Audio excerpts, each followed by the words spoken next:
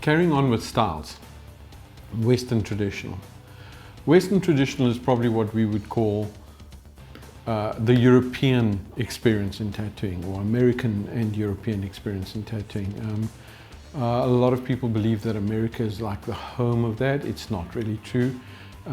Most early studios started in Europe, in the Scandinavian countries, and in the UK.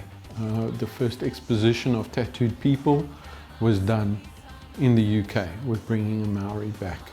Obviously, when we go into ancient styles, tattooing is prevalent throughout the globe with ancient peoples. Since then, mummies have been found that are 2,400 years old BC, before Christ, with tattoos, pictorial tattoos. But when we talk about Western traditional really pertains to that Caucasian style of tattooing that is prevalent across Europe and America. These are often based around the military or the merchant marines and stuff like that. So you'll see a lot of quite simplified dragons, which were obviously from the merchant marines traveling around the oceans going to the Far East. And then you see a lot of military style tattoos.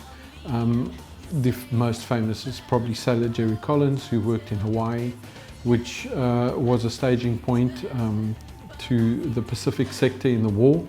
So lots and lots of servicemen were going through Hawaii and were getting tattooed. So you see a lot of military insignia, eagles, flags, and also a lot of pieces in dedication to family, like the roses with loved ones' names and stuff like that.